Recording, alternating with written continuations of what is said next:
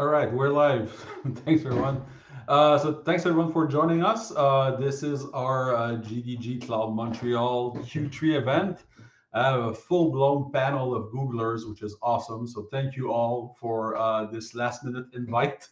I know it's a bit tight. Hopefully, the fact that we had some content from Google Next already helped a bit and not rushing your calendar and all that. So no, super thankful this. I'll just start by resharing my screen. I'll go in slideshow mode and just share quickly, and then I'll get going. Entire screen. All right. And yeah, Jonathan, live from Saint Hilaire. So love it. Also a colleague. So thanks for thanks for supporting us. So hi everyone. So all right. So yes, I did the recording.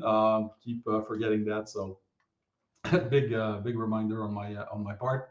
So yeah. So our event today, Google Cloud Next 20 curated recap. There was 160 something things announced at Google Next, and want to kind of sum it up into four pillars and bring our good friends from Google to kind of talk about this. The agenda is pretty straightforward. Intro, housekeeping, and all that, and then we'll just a little like how do we ask questions during the events. Pretty straightforward. Is basically right now in the panel you have the chat section. There's general QA and DMs. So Q&A has been turned on. So if you want to, please use that to ask a question during the sessions. Either we can answer you directly there, or also if we have time for questions between each speaker, we'll tackle them directly. If not, we can just like sum them up and then send them after to everybody. So I'm just gonna meet our speakers. Just want to like unmute yourself just quickly and say hi. Then we'll do formal intro. So like you know me already. I'm Stacy. So I'm from Sala, senior pre-sales cloud engineer. With me I have Fred. Hey everyone, thanks Stacy for the invite. Frédéric I'm a principal architect working with Google with a big customer here in Canada. I'm located in Montreal. I'm going to focus on AppMod and AppDev today. Nice to meet you all. All right, then we'll go with Carlos. Hi everyone, Carlos Timoteo here. I'm based in Ottawa. I'm a solution architect working mostly on AI and ML. Nice to meet you all. All right, and last one, Gleb, also from the Ottawa region, if I'm not mistaken. That's right. My name is Gleb Atoshkin. I'm working as a cloud advocate for databases, and I'm based in Ottawa, Canada, so not too far from you guys. Nice to be here. All right, thanks again. Like, thank you all for joining.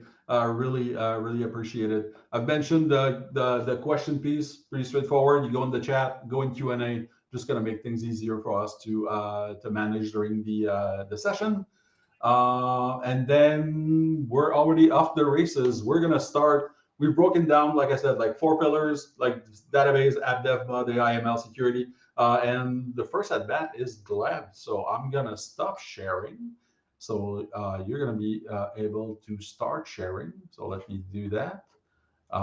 So you should have control, Gleb, to be able to share. All right, let me do that. I think that's exactly what I'm going to share. I do see it well. Let me start slideshow. That's good. Yeah. All right. Perfect. All right.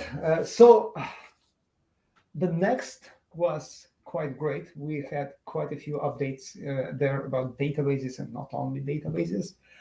And I'm not going to introduce all updates because I don't think it is possible, but I would like to show some stuff I think was quite exciting and important. First, let's start from AlloyDB.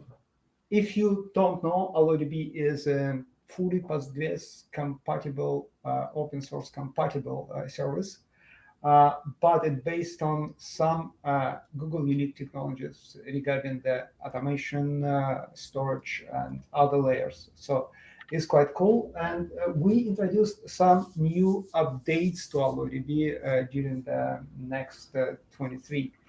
The first and probably most important is integration with Vertex.ai, and we had Gleb? some.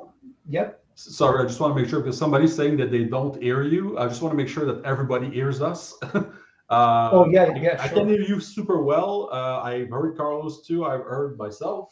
I hear myself all the time. Jonathan says it's all good. So Pierre Nicolas, yeah. Have you tried start turning it off and on again? All right. Sorry. Just wanted to make sure. Don't want to lose the audio for everybody. But go ahead. Resume. Thank you. Should I start over or continue? As you wish. Looks like okay. So yeah, it's only Pierre Nicolas who has an issue. So it's up to you. Everybody else were able to follow you. No problem. All right. So I started to update from AlloDB and just did a quick introduction to AlloDB. It is a Google service, fully Postgres compatible, and we have some unique features in kernel of Postgres and how it works with storage, with replication, and other stuff. So, and the updated what we have, we introduced new changes to Vertex.ai integrations. So you can call Vertex.ai foundational and custom model directly from SQL. And it provides ability to integrate that Vertex.ai workflow without introducing new application integration points, doing everything on database like fraud detection or anything else. It can be before you commit your transaction, you can call the model, understand what is going on, and if it looks like a fraud, you just don't commit, log it, and reject the transaction. So that's one of the main introduction. We had quite a few demo how it works. So if you are interested, you can find it on YouTube. We introduced some changes how we work with replication. So in general, the problem with replication is when you have primary instance and replication to read-only replica. Sometimes you have very high workload and lag. It means the replica will be behind the primary instance and transaction will be not synchronized in time. So it is always async replication, but the lag can be quite difficult to manage. And the reason, because on Postgres, it is a serial process, and it has to apply all the changes for all the blocks on the storage layer and update the cache. We did it quite different and in parallel, and it improves speed of replication. And that parallel on AlloDB is automatic. If it demands more workload, it start more parallel processing on the replication side. So when we compare the numbers during our test, we saw up to 25 times lower lag in high demanded workload in comparison with the same condition on stock Postgres with the same parameters about memory and everything else. Also, we were able to avoid unbounded replication lag when the replication lag is growing and growing on time and not shrinking ever. So we, with multiple parallel processing, we were able to avoid that situation. Of course, it is not guaranteed. We cannot guarantee at all that how it will work, but in our test, it shows really great results. So we introduced one thing more about the failovers, increasing high availability. So the first bounded failover, it is independent on database size and load. It happens almost instantly. And we introduced a fault injection API. So now you can test using API, simulate failover in your environment and understand how it impacts your application. Maintenance, we reduce our maintenance. So we have to do maintenance on our side every time from time to time to introduce some security patches, introduce some changes on our back plan, for example, new health check on the system. And the maintenance was short enough, less than 5 seconds, but now we reduce it to less than 1 second. It is quite a few good achievement. So, and it is on primary side when it is read-write workload, and we have 0 downtime now on read economics. Another one, it is with AlloyDB family, we have AlloyDB Omni. And what is AlloyDB Omni? It is downloadable version of AlloyDB. So you can get that AlloyDB we have in the cloud. And we have a special package. It is like a Docker container. You can download it and using AlloyDB CLI, deploy it on your machine. It can be VM in any cloud. It can be VM in your on-prem environment. It can be any compatible Linux. So it runs anywhere. It is highly scalable. It shows really good performance. It uses different storage layer. It is standard storage layer, not the same smart storage layer as we have in the cloud. But of course, you cannot replicate it completely in your environment. But it is still working. It is still working faster than stock Postgres because of some kernel changes.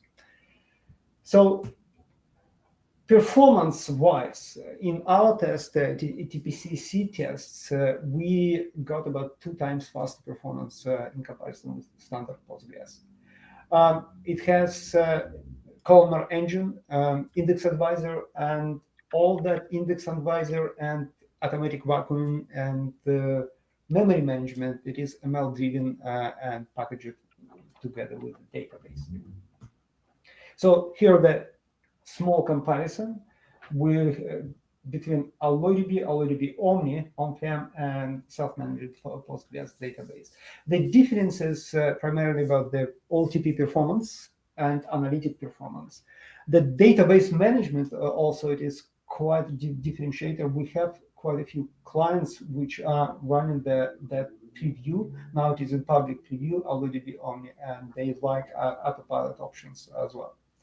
So that's about AlloyDB Omni. By the way, AlloyDB Omni, of course, has the same Vertex-I integration as AlloyDB, and you can run AlloyDB Omni on-prem and connect to Vertex-I from SQL in AlloyDB Omni. So common use cases on-prem, on edge, and multi-cloud. So I'm trying to be cognizant about the time. So let's talk about Spanner a little bit. The Spanner is probably one of the biggest environment in Google. It is behind a lot of native Google services.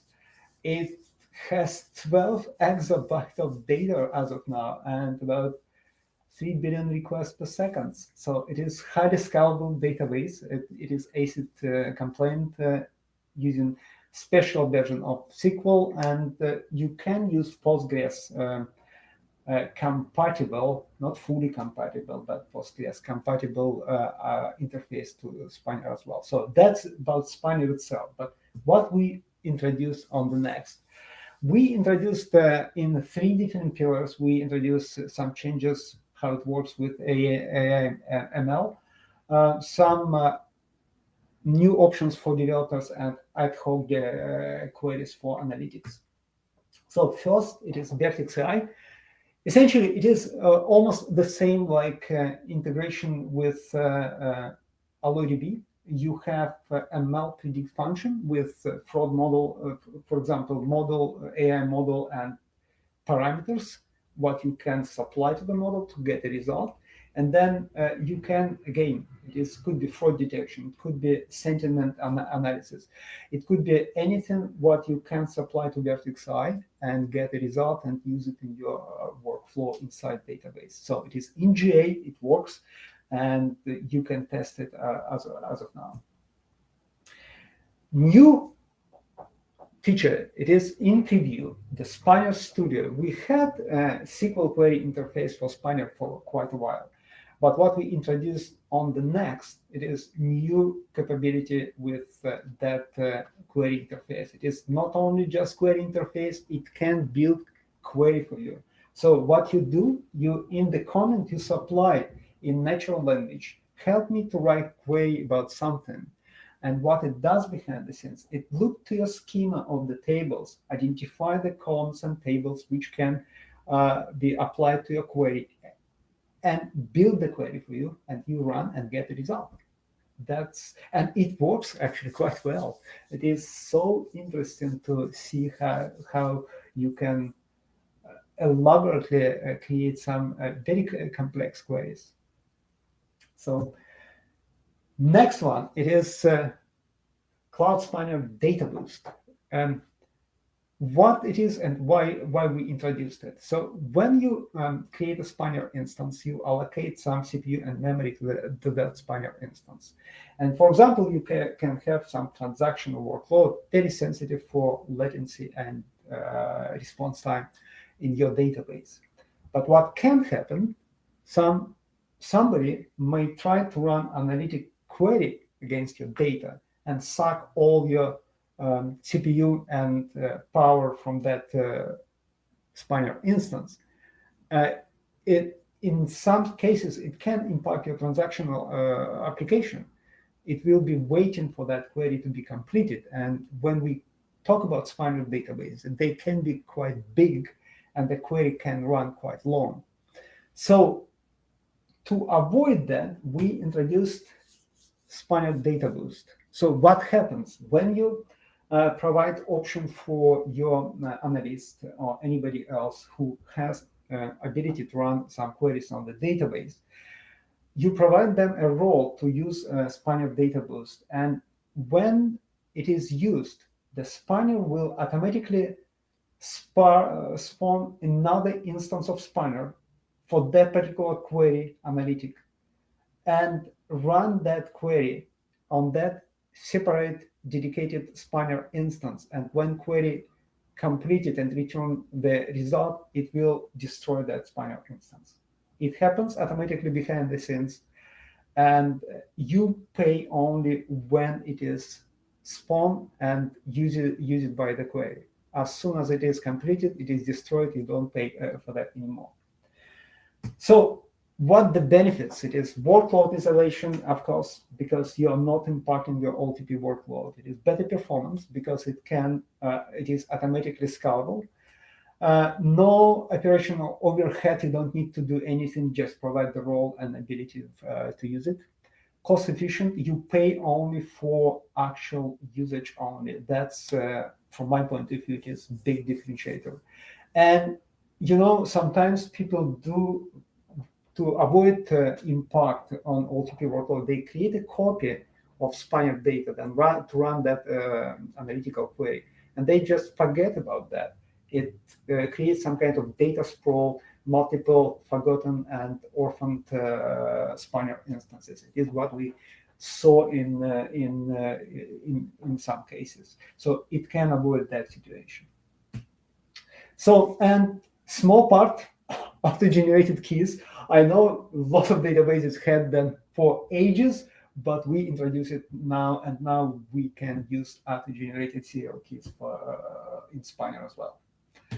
So a couple of words about database migration service. It is one-stop shop for all the database migrations.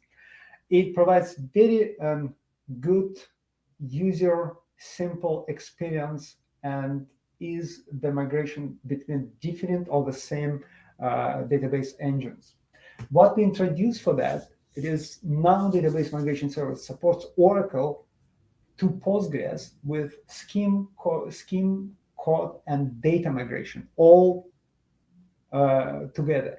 And it is quite interesting because it is not only supported, it is using Duet AI behind the scenes machine learning, which can automatically convert from Oracle syntax and data type to Postgres syntax and data type. It works really well and provides really good experience. So that's about Spaniard, couple of words about Cloud SQL Enterprise Plus. That is was introduced in June, but we introduced some new options for Enterprise Plus and completed some migration services around that just before the next. The Enterprise Plus provides better performance, and I tested it by myself. It was really great to see differentiator, especially for some read performance for MySQL using data cache. I'm going to talk a little bit about that. So it provides higher availability. It is 99.99, including maintenance. Maintenance downtime is reduced in comparison with Cloud SQL Enterprise. It is less than 10 seconds. It is quite fast. It is like in terms of single seconds now. And log retention for point-in-time recovery is increased up to 35 days. And it is not only for Postgres, it is for MySQL as well. So Cloud SQL for SQL Server Enterprise Plus is still coming, but for now we have it only for 2 engines. Availability reduced quite significant in comparison with Enterprise. And performance, I was talking about the read performance improvement, but also we have write throughput performance improvement, and it is like 2 times. It is not small amount. It is 2 times better because of memory, because of storage, because of some other improvements we did for Enterprise Plus on infrastructure layer. And we introduced MySQL data cache, which is like expand. It provides a kind of addition of your memory buffer cache, but using high performance, very low latency storage solution based on instance SSDs. So that creates really good performance on read-only performance, like when you do the analytics and analyze big chunks of data. And it is starting from 375 gigabytes and up to 9 terabytes. It is quite big chunk of additional cache for your data. And that's it. I hope I was able to make it in time. Thank you very much. That's perfect. And not like me, you're able to time manage your slides, which is great.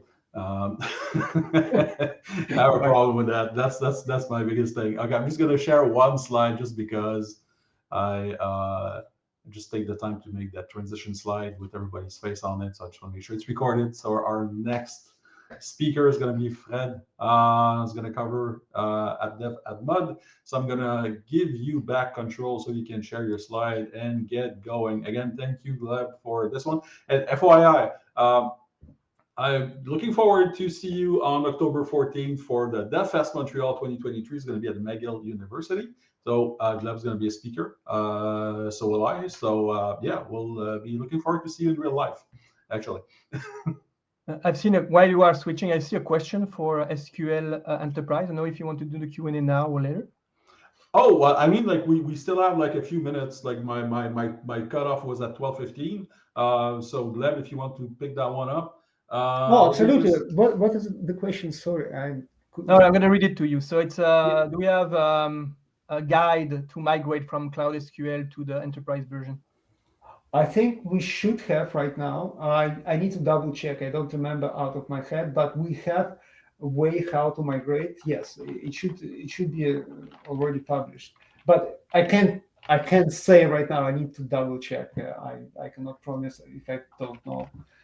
But it was in the roadmap and should be planned, and it is a new way how you move from Enterprise to Enterprise Plus. Yeah. Thank you. Excellent. Thanks for that. So then, is there any other question? No. So answer live. Excellent. And yeah, we're good to go with good friend Frédéric. Yeah. Just interrupt me if there is a sound or video problem. Okay. Yeah, no problem. So far, so good. Perfect. So thank you very much. A lot of news on the Next this year. You will heard the word AI or Gen AI multiple times. I think if we are cutting these words, we will be able to do the recap in 10 minutes. But before going a little bit deeper, this is where we're going to actually talk about a little bit of infrastructure. So the foundation and where, as a developer, as an operator, where we're actually building. Then GKE Enterprise, which is our, I would say, evolution from a GKE perspective. My background is Kubernetes, so I'm very excited about this one.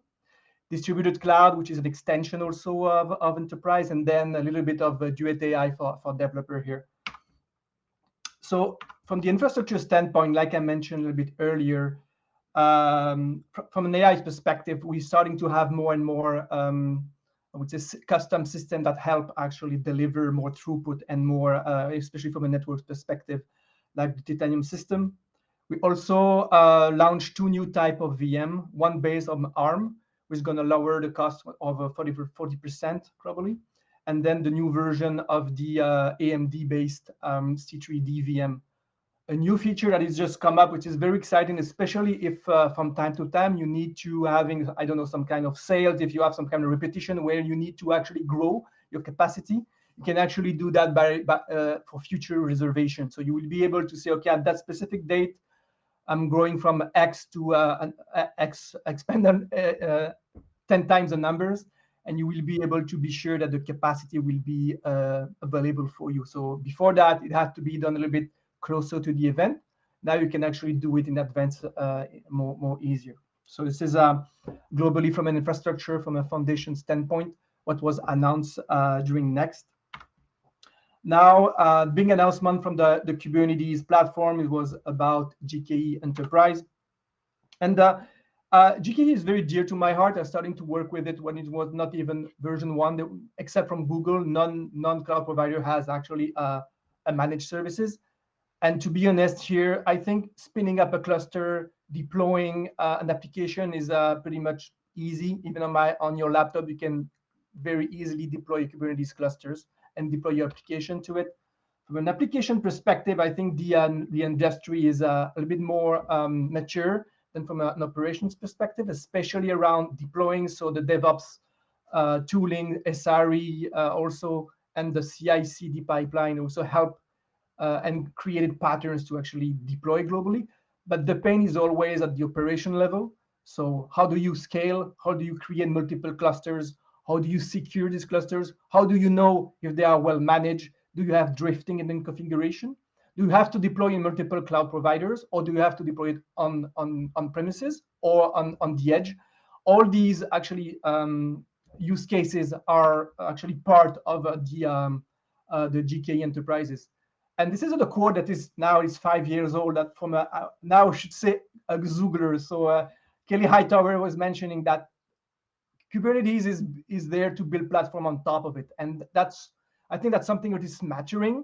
But GKE Enterprise helps you to actually build this platform at scale a little bit easier. The challenge that we've seen, and I've actually have when I was a customer of a cloud provider, is about scaling, about updating all the cluster itself, but what about all the plugins I need to run on top of it? And then after that, what if I need 10, 15, thousands of clusters around the world from specific use cases? And at the end of the day, it's usually expanding more and more, getting more expensive from an operations perspective. And what I'm starting to see is people getting scared of actually updating this cluster. We're starting to have this cluster closer to some kind of a,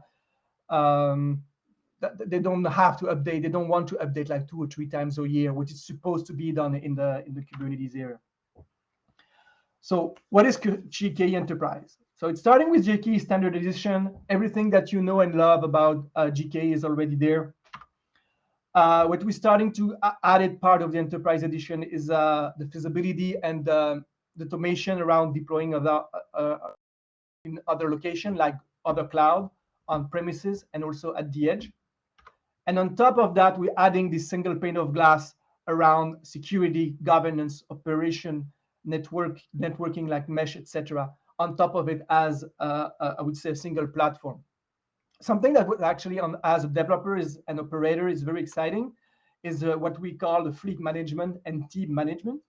So most of the time, the way, so let's say you have 15 cluster wheel and like 2 clusters, the way as an operator, I'm going to give you access to it. I'm going to have to go to every single clusters and adding this person or this team to this cluster, let's say on the namespace. And let's say tomorrow I need to add 15 more person and I have to go to every single cluster to do that. Now we can actually do what we call team-based cluster management. So it's actually switching a little bit. So it's the idea that instead of going to every single clusters and apply the security there, you can say every time that I have a person that is part of this team, it will be able to deploy in these specific clusters and in these specific namespaces. So it can help because most of the time you have certain team that need to deploy everywhere, perhaps for plugins or for services that are consumed by everyone, or they can also be deployed on a certain area around the world, but not to others. So let's say I'm part of the North American team. I might be able to deploy in North America, but I cannot deploy in Europe as an example. So it's going to switch a little bit the way we see the security on top of GKE with GKE Enterprise. Another, I would say, area where GKE Enterprise is actually helping tremendously is the edge. So when we're talking about the edge, there is multiple use cases. One of them is really about restaurant, store. Every restaurant that we've been to now, that we're going to, every McDonald's, Wendy's, or name it, they have multiple computers there. Most of the time, they are completely disconnected, and they have no way to understand from a global perspective how many actually computer is down, how can I deploy to these machines? So there is no end-to-end visibility to it. And one of the other use cases we see is the bandwidth connectivity. So you don't have the luxury of having perhaps gigabytes of data on each store, as an example. Privacy, latency. So for specific use cases, you need to be very, very close to where everything is happening, and from a cost, especially from the networking, etc. And we're talking about distributed cloud. We have 2 big announcements this year. One is called the Distributed Edge, which focuses solely on, would say, smaller footprint from a hardware perspective. Edge was already there for telcos, so we have big partners in the telco industry that are actually deploying very close to the towers GKE clusters. But now we're starting to have use cases that are actually a little bit more slower, that need very small footprint, like even a Nuke Intel as an example, or very, very small pizza box servers deploy on each restaurant as an example. Another very important use case that we have is what we call distributed cloud hosted. So hosted is a very interesting one. Hosted is around how can I have the cloud without being in the cloud? It's literally what the customers are asking. Most of the time is really about financial services that have very strict regulation, healthcare, public sector, and also manufacturing and utilities, especially if you don't have connectivity all the time. So hosted now has been GA. So this is something that we see more and more. When we're talking about hosted, it means that is a air gap, which means that you can actually you don't have to be connected to a control plane, which is different to the other GDC, Google Distributed Cloud offering. Fully managed, integrated, and actually scaled for hundreds of racks. So you can be able actually to have all these directly in the data centers. Once again, financial services was asking for it for multiple years now. Now is now getting to GA. We already have multiple partners working with it for years now, but for the now it's actually GA. Other updates on the GDC platform. So I mentioned having compute closer to the edge. Now we were seeing is having more and more model and specific services deploy at the edge to help actually not train the model, but do inferences. So you would train the model on the cloud, and then through your CI/CD pipeline, you will be able to actually deploy it not on the cloud, but directly on the edge. So people at the store doesn't have to understand how it works, and you don't have to actually go to these stores. So can you imagine if you have like 15,000 stores?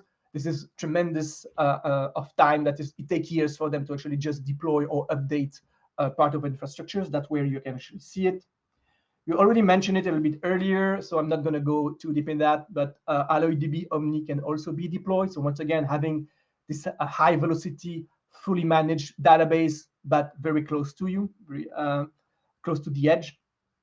And then having more, I would say, security feature, like bring your certificate to your GDC hosted environment.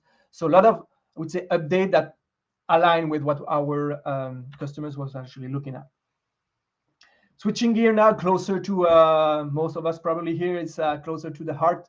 So we announced Duet AI during Next, which is an umbrella of a product that is actually helping a lot of I would say services that's attached to a lot of services inside Google Cloud, but also on other our product line workspaces.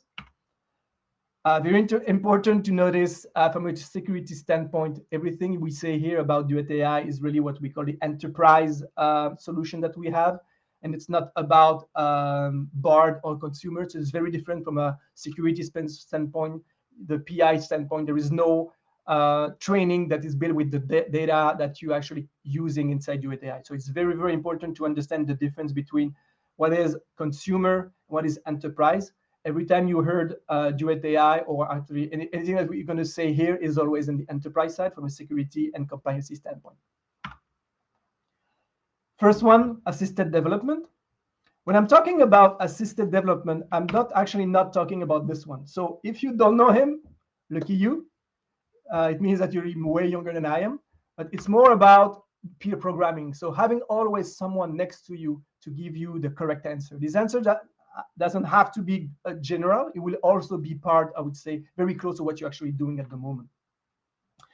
And that's something that we differently, I have experienced, but others have. It's how can we speed up onboarding on new developers? How can we interrupt how can we stop or reduce the context switching? So moving to, okay, I'm inside my IDE, now I go back to the web, I need to do some Google search, now I have some information from a certain site, copy, paste, etc. Might not be, actually, you might be pasting the question, I did a lot, so there's a wrong code instead of pasting the answer there. And all these, I would say, all these actions that we are doing multiple times a day. I would be surprised to see a developer's coding today without having connection to internet, to be honest. So we're actually having two different, at least I'm going to focus on two different ones, which we call Duet AI for Google Cloud. So it's more focused on operator. And the other one is more about completion and more about the experiment. So it's when we talk about AI code completion, it's really about integrating inside the Google Cloud SDK and access directly to this so-called peer programmers that we have at the moment. So it's connected at the moment with VS Code, and we're working also with JetBrains to actually deploy it.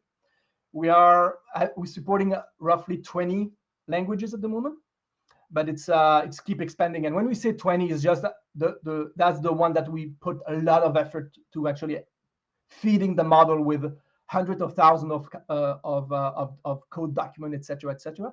But it's actually more than 20. It's just the one that we are sure that are closer to actually what we're expecting to do. So in a nutshell, you directly inside your environment. When you're actually starting typing, you might have information about how to actually do the next, what would be the next line, so the completion directly. Code recommendation, what would be what should happen next. That's something that is actually already part of a lot of the, I would say, the IDE that we see today. Tight integration with the GCP services. So as an example here, we need to call the Google Translate. You're going to have the code that is applying to it right away. So once again, speeding up the process of perhaps interacting with the cloud providers without actually knowing directly how it works. Auto import of module, that's the one I'm using the most probably. Starting to import, starting to writing the code, but you don't have the module imported inside your environment. And then say, oh, by the way, you need, let's say, OS for Go because you don't have it at the moment, or Google Translate if you're starting working on Translate. So helping more and more to actually speed up the overall process. This is probably the one that most people are going to use as a start. So I was talking about onboarding. Most of companies that don't start from scratch. So it's you just highlight the code or actually asking the prompt, okay, can you tell me a little bit more about the code is actually doing? Can you explain what is actually happening there? So you don't have to read it multiple times, or perhaps you can actually reduce the number of time you usually talk to perhaps other senior programmers. Once again, reducing the context switching a little bit there. Test plan. So most programmers, I'm going to include on this side, we should do the testing before.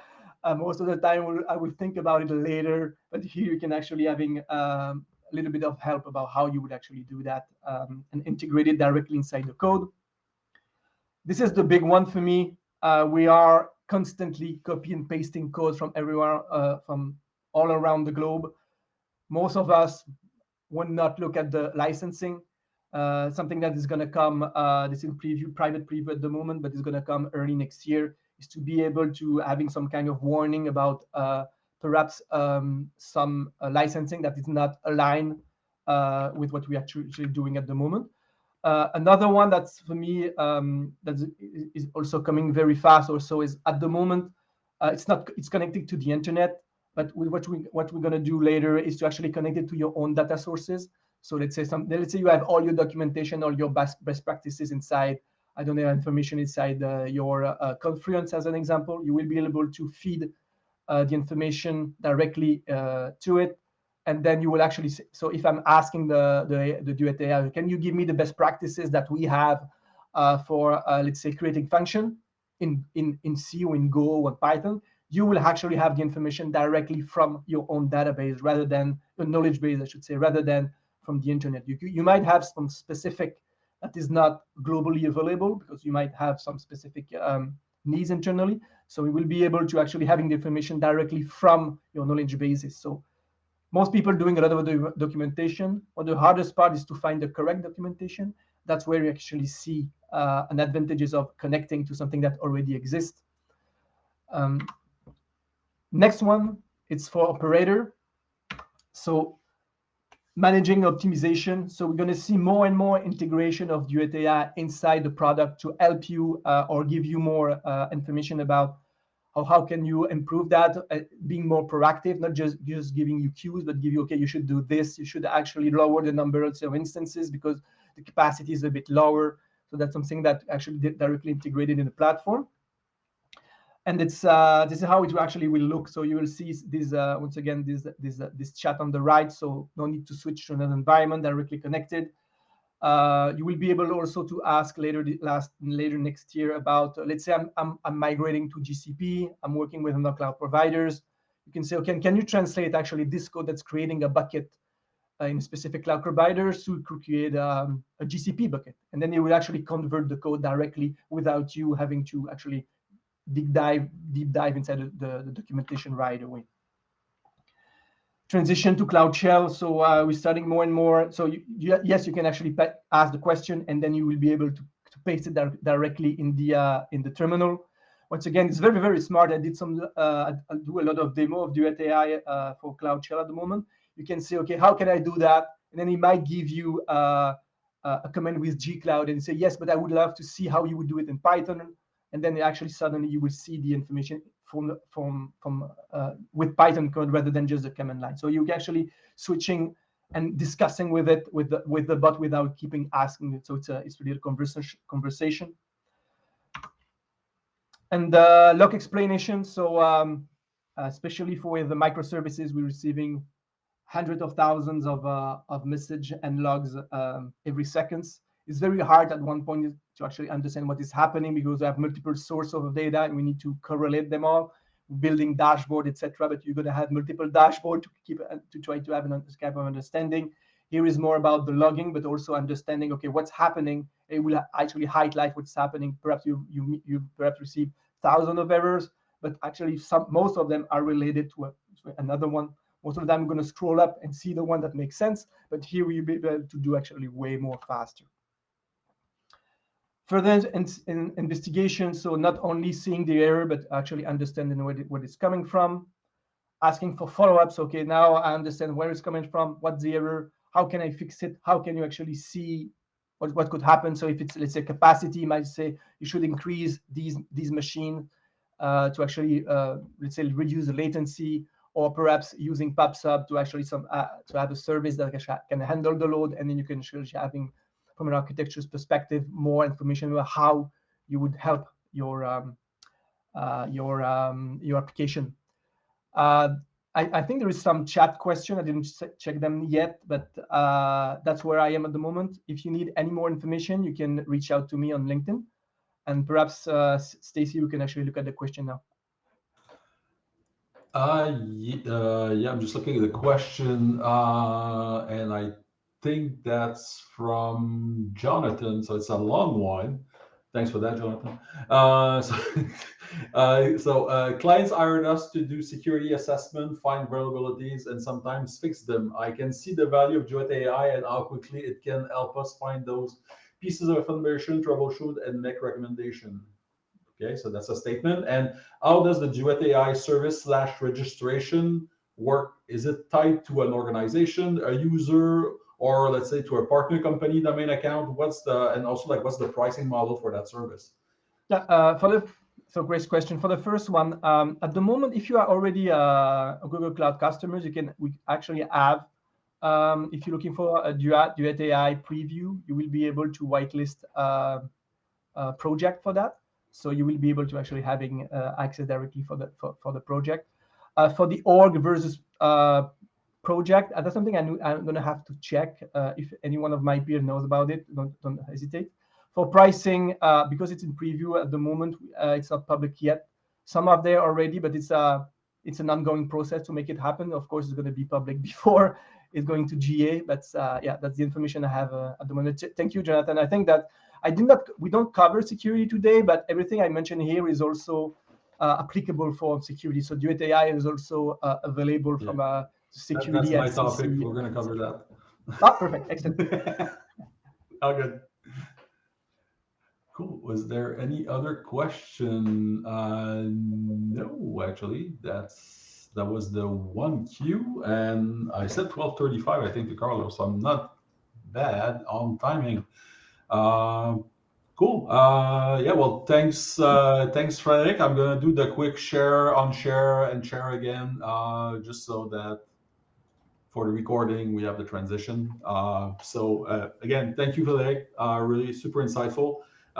Next one is gonna be AI and ML, Carlos. So yeah, I'll just stop sharing and take it away.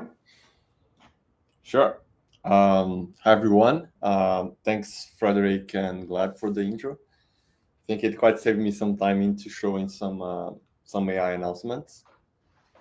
So I will start first with kind of overall impressions from someone that attended the event, and then I'll go into specifics into the announcements that I want to bring, which, by the way, I won't go into detail in most of them. There are several content online that you can browse yourself and get more detailed information on them. So my overall impression, everything was Gen AI, kind of we heard of it as well, and mostly kind of how to make the data foundation, the infra foundation, taking in also account security, scalability, to leverage those AI models to build AI applications. Yeah, kind of all those horizontal segments, networking, storage, databases, data analytics tools, query, APIs. They were all designed and somehow kind of the impact on the life cycle of building the next generation of applications, which also brings kind of these generational software design change of aspect. So the way people are building software now, it's very different with Gen AI, and that's where we are now. Okay, so and then let's see briefly a few topics across those domains. I would just mention them and bring into your attention what it's really important. Okay, so before going into Gen AI, for Vertex AI, for example, let's talk about the other things, right? Those are all that was built and announced over the event, but how that impacts other things, right? What this stack depends on. So this stack depends on, for example, the AI-optimized infrastructure for computing. So in here, we're talking about A3 VMs, for example, based on NVIDIA 800 Tensor GPU cores. We're also talking about our Google Cloud TPU V5, which is yeah, that's okay. Yeah, that's okay. Is everyone seeing my slide? I have a stack on it. No, I don't see the slides. I don't think you're sharing it, actually. I was sharing, so I'll try again. What about now? Oh, good. Okay. That's good. Great. Then, as I was saying, so it all starts with some computing advancements. Thanks, Frédéric. A3 VMs based on NVIDIA 800 Tensor cores, cloud TPUs, V5 being now in preview, which provides faster training and better performance for inference in comparison to the previous version, the Cloud TPU v4. We also have multi-slice technology, so that you can allocate different slices of number of TPUs for LLM training. So all is about to serve that kind of model scale and whatnot, and also data scale. What else? Yeah, there is also advancements in hyperdisk and networking. For example, Titanium, which is a purpose-built custom silicon chip, and there is also some a network adapter as well that helps a lot with the high increase in throughput and processing speed in comparison to previous generations. You can just kind of Google search that later on. What else we have? There are also the announcements that Frédéric brought on the ARM-based family, AMD-based family. They all somehow impact high-performance computing. So that's also for the benefit of AI applications, large language models, and whatnot, that kind of applications. We also have now, there is a preview for Parallel Store, which is a fully managed parallel file system for high-performance computing workloads, and it's built on top of Intel DAOS, DAOS. So you can also Google search for that. That's very interesting.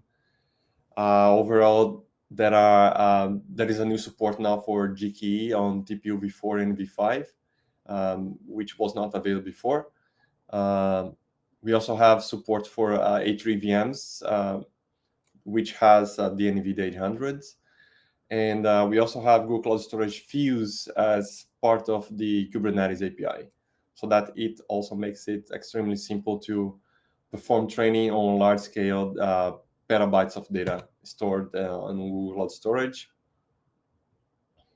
GDC hosted, Frédéric also mentioned, that's also view benefited predictions for vision, for text processing, document translation, and whatnot.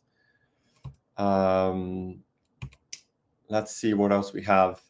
Yes, when Frédéric was mentioning about application development, there is also this new software design generation that we have, and with that, there is also a application integration platform that it's coming.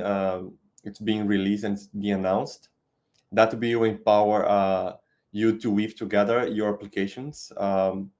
There are some pre-built connectors in there, over 75 connectors to link Google Cloud Services and the other solutions and SaaS products that we have out there. Yeah, so that's pretty much across the board what's going on. And now I'm going to go in depth into the announcements that we have on the Vertex AI. So it first starts with this slide deck, this first slide that it's been on hold, waiting for us for a while.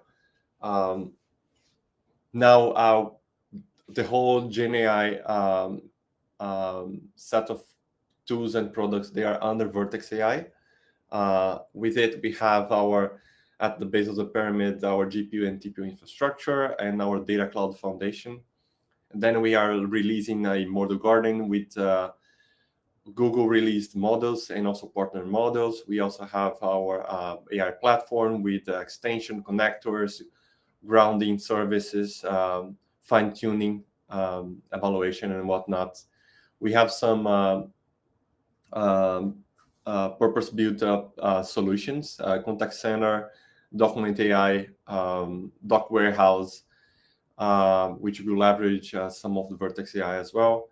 And we have search and conversation as the first large language and chat solutions that we are releasing.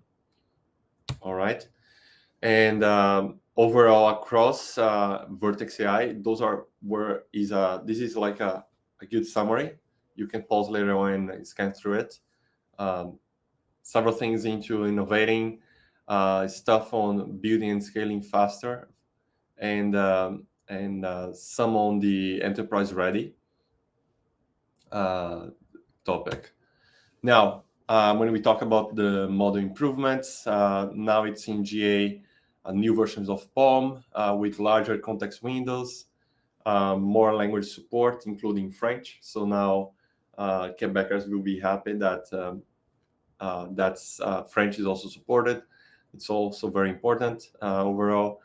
Imagen in a new version with improvements, latency reduction and whatnot. Cody with better quality improvement, capability to perform text to SQL. And then also we have embeddings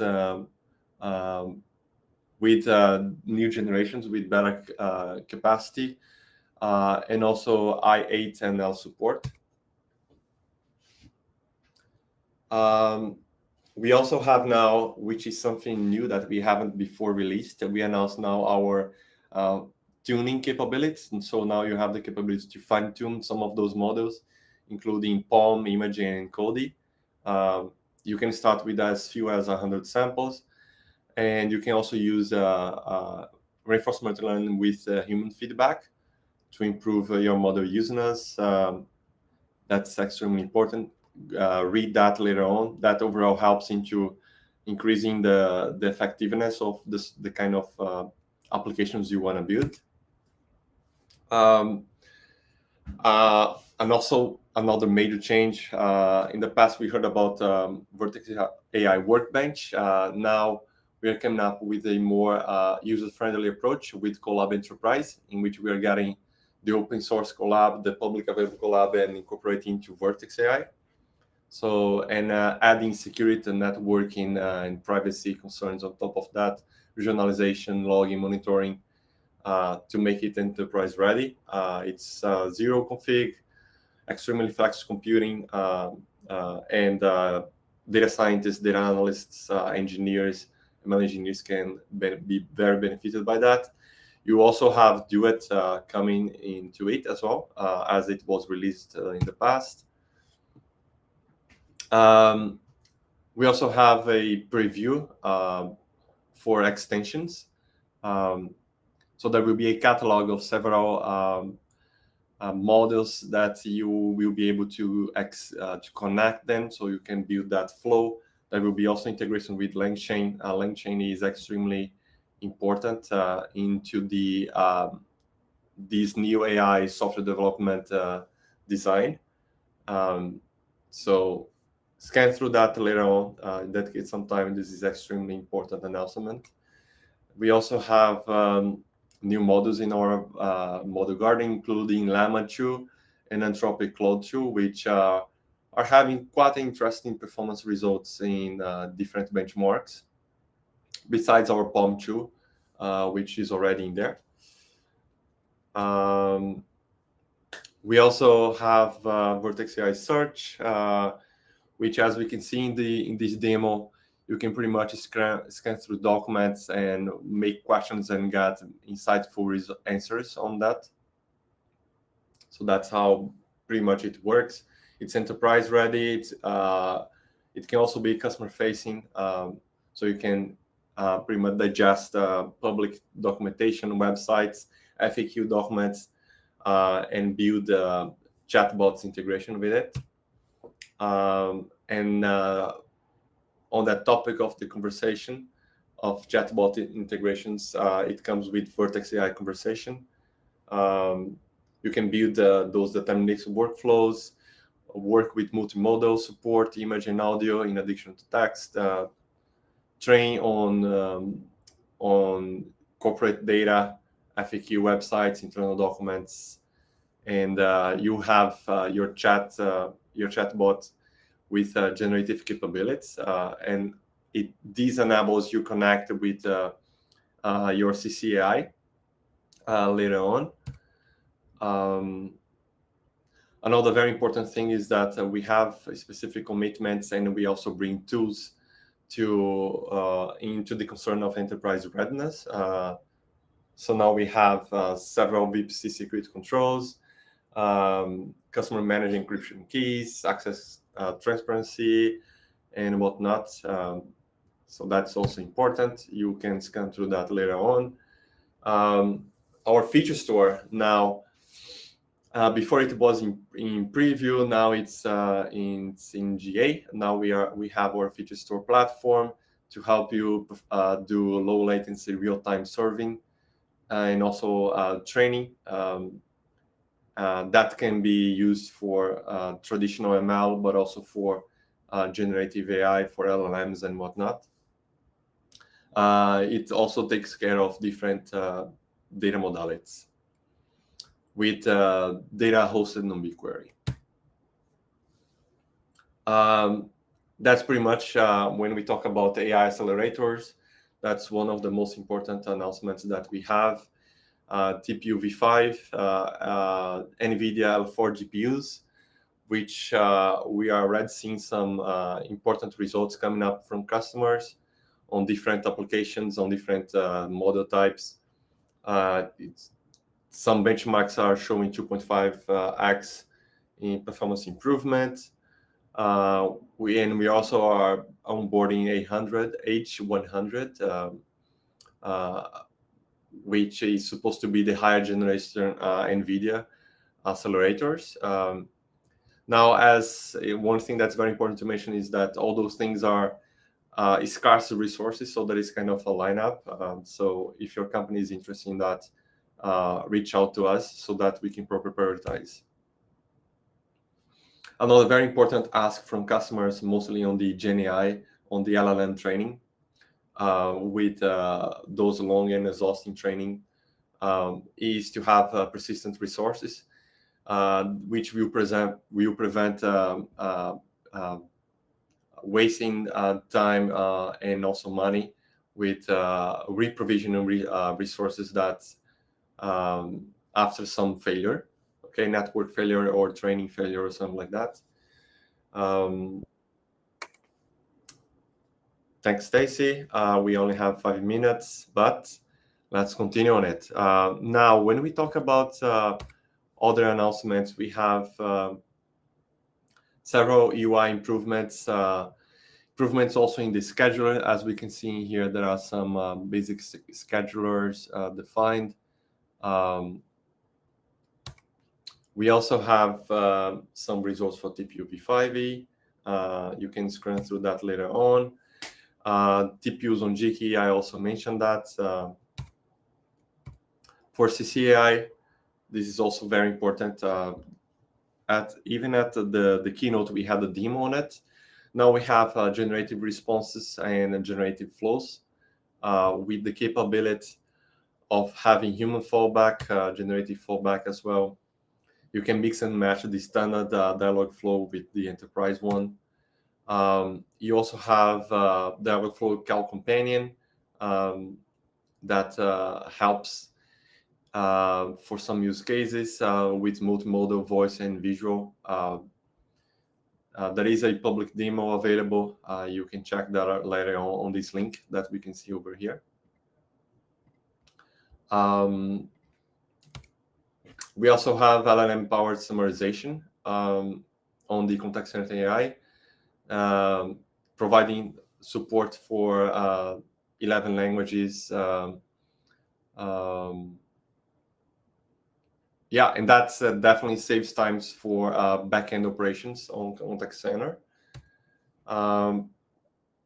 We have Knowledge Assist, also supported by generative AI, and we also have generative FAQ.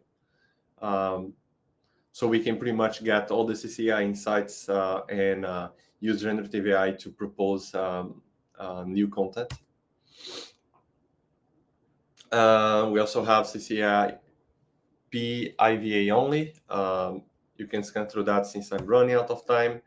I want to show to you for Doc AI some of the important announcements that we have on integrating GenAI LLMs into custom structures.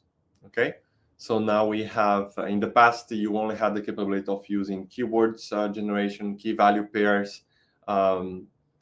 Now you are able to leverage GenAI to extract content in a more dynamic way. So here, for example, it's a very interesting one. We're extracting the first two lines from a paragraph that probably in the past we would never be able to get that with this kind of precise level. You would probably have to do some post-processing to extract the information that you needed out of it. Also here we can see there is a sentence, there is a full sentence, and we are only extracting part of that sentence. That's also very interesting and important.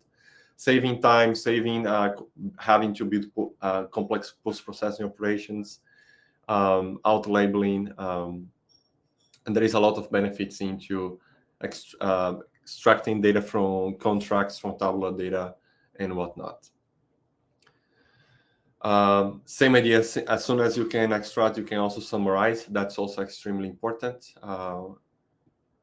That we would never have the capability before with the other approaches that we have without using large language models.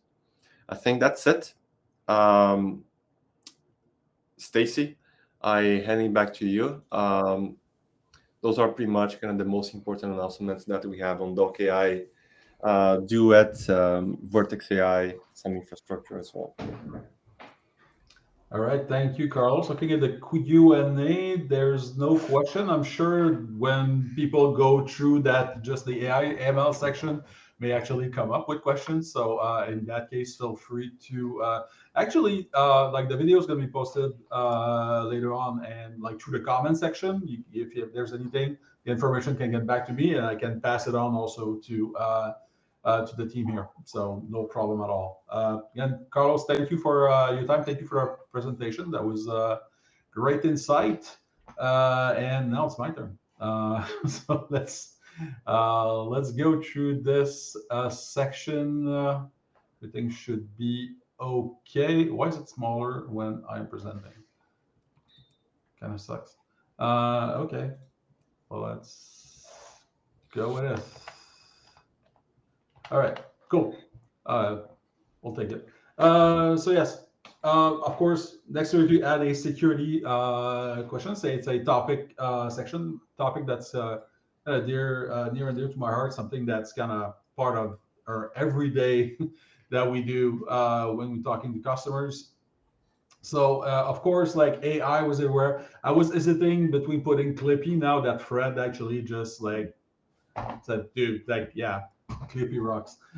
So yeah, so but instead, since I don't have access to Imagen, I've used Ideogram, which is a Toronto-based company. So if you want no Canadian AI to generate those, so no surprises that AI was everywhere. Also the security front.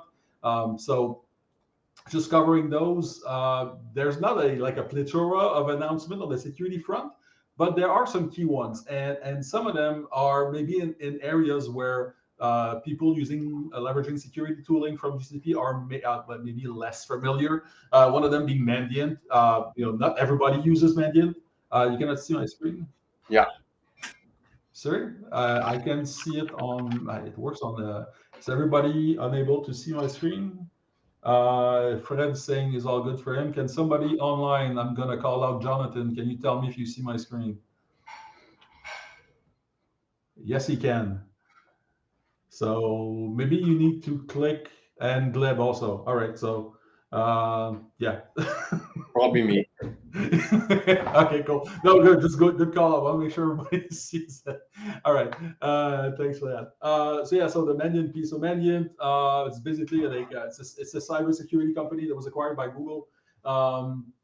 Quite recently, they will do like red team and all that and other services that are required for a company like or even like have a retainer, which is like if there's if you have an incident, you don't have an incident, but if something happens, it's like um, your reverse engineer see what's happening team also that can come in. But regardless of all that, they have something called Mandiant Threat Intelligence, and we're talking about AI. So Duet AI has been put in there. So if you have actually like Mandiant Advantage, and you go in there and you kind of want to understand what's going on in details, like the threat actors, procedure and techniques that have been used by said actors trying to do bad things in your environment, then you can actually go in there and actually just say, give me more details. It's going to actually go and summarize exactly what's going on. So that way you get, it's nice to get insight, but sometimes since we're going super deep on what's going on and the attack vector that you're trying to use to, steal whatever information you're trying to steal, having this, like the Duet piece baked in, makes total sense and also add great value. Because it's not always obvious. I know there's a few security folks on the call here that could actually vouch for that. Continuing in the tools. The Gleb now is a trivia, so people can answer in the Q&A. Why was it named Mandiant? And I can't answer because I know the answer. All right. So another one there, and then we'll see the answer at the end. So yeah, another one around security. Also something sometimes that is not everybody's using that, but Chronicle. So Chronicle SecOps, which is Chronicle SIM and SOAR, which was simplified before, are now baked into one product, which is great. And also, like many security products, writing the query to get the insight that you want can actually be sometimes a bit painful.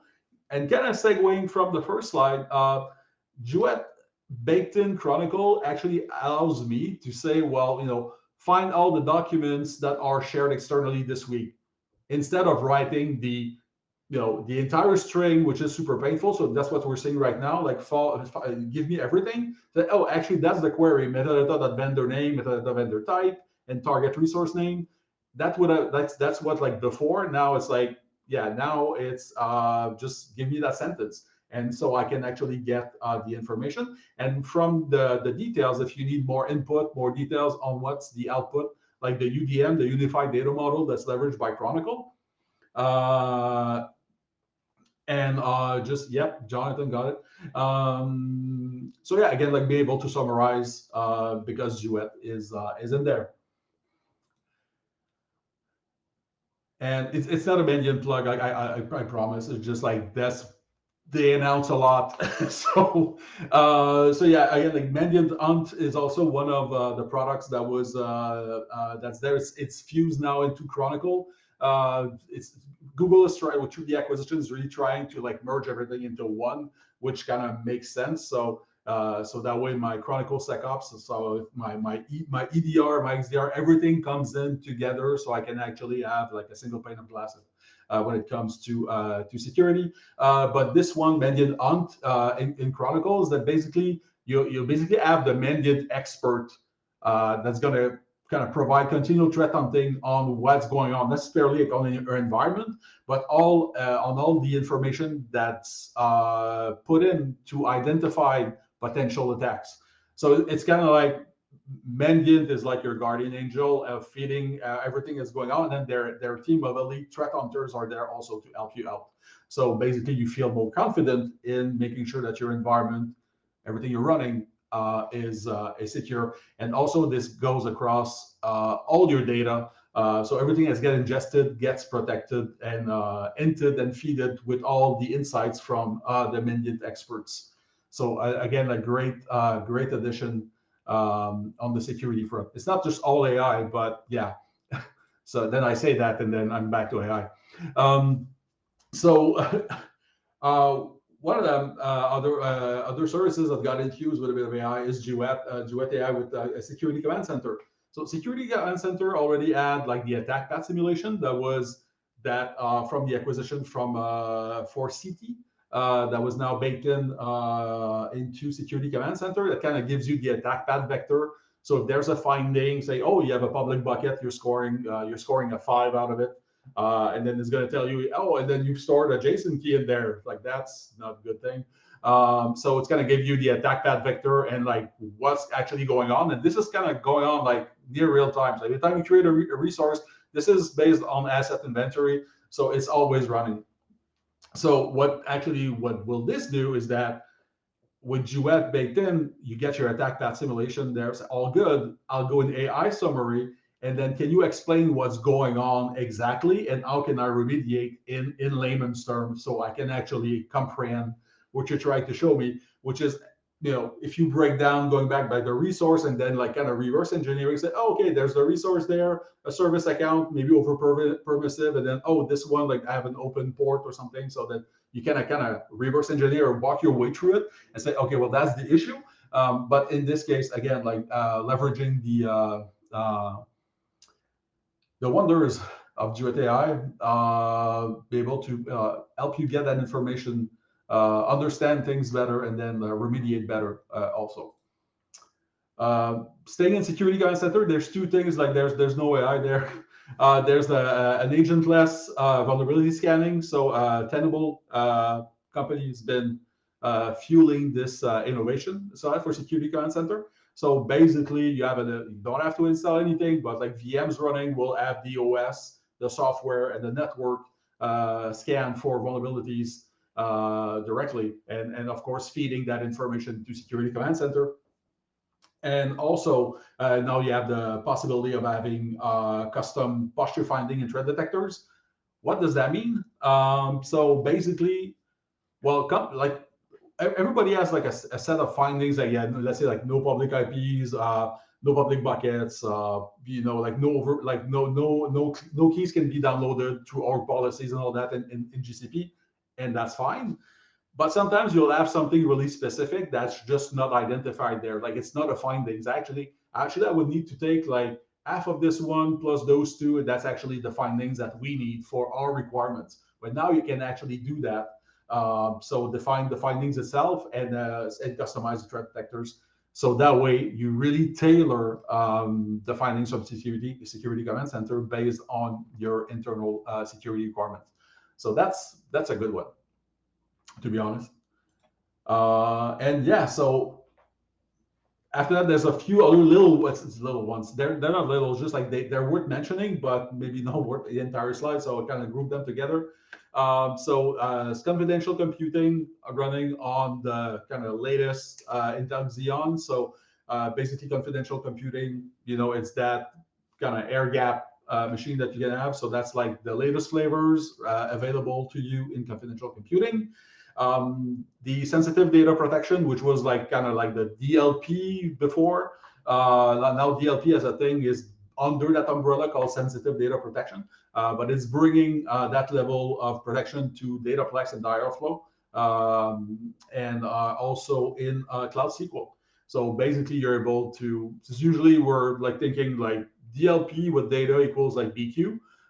In this one, you're actually able to leverage that now with other data services like Dataflex, Dialogflow, and Cloud SQL. Last one, assured workloads. If there's somebody from Japan on the call, you're going to be happy. If not, then you'll know. Assured workloads, which is those like following specific regulatory, government regulatory rules. It's like I want to run government workloads in GCP, but I need to set those. There's I don't know, like in the US, there's something called like FedRAMP. So you can be and FedRAMP like medium or high. FedRAMP I requires specific things. Assured workloads also kind of brings you that kind of closed environment that can be rubber stamped basically in terms of security. because we're talking about government data. So if you get a job at government of Japan, so then you'll know, and then you'll be able to leverage GCP. All right, so total security was going to be quicker. We're at 107, which is not bad. We're supposed to run until 115. If you're still hungry, there's 161 things that were announced at Google Cloud Next. So you can hit the URL. It's super long. In the QR code, you're gonna get the rougher version. It's all broken down by actually sections. So you'll have the security section, which will like stunningly resemble what I just presented. But the entire ML piece databases, everything that was not mentioned, that we took like 90 minutes, which is already something. But there could be like way more to go and cover. But that way you can have the related blog article, maybe go and see a few things out there that are super of interest. So have a look if you're still hungry.